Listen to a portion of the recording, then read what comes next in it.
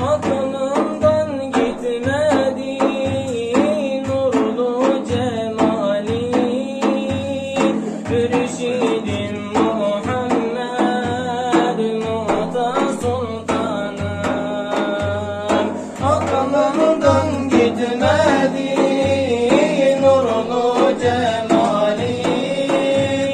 Mürşidim Muhammed Muhta Sultanım, kalbimin sefinesindedir yeri. Ayrılmak istemem, bırakma beni. Aklımdan gitmedi nurlu cemali. Mürşidim Muhammed Muhta Sultanım, aklımdan gitmedi nurlu cemali.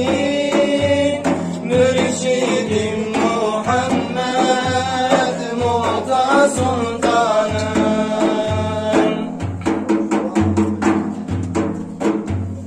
Karar seninledir, gidemem arka.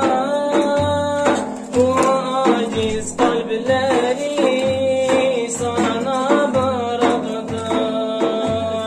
Gerçek sevda sensin, sana bağlandım. Mürşidim Muhammed Muhta Sultanım, gerçek sevda sensin, sana bağlandım. Mürşidim Muhammed Muhta Sultanım, kalbimin sefinesindedir yeri. Ayrılmak istemem, bırakma beni. Aklımdan gitmedi nurlu cemali.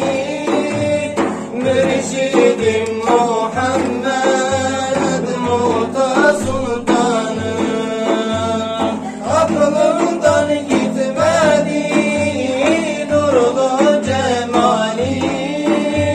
Mürşidim Muhammed Muhta Sultanım.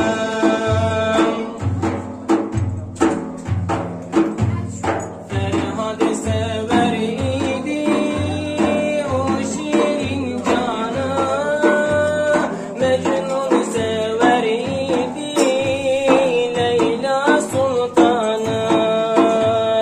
Ben de seni sevdim, yücedir şanın.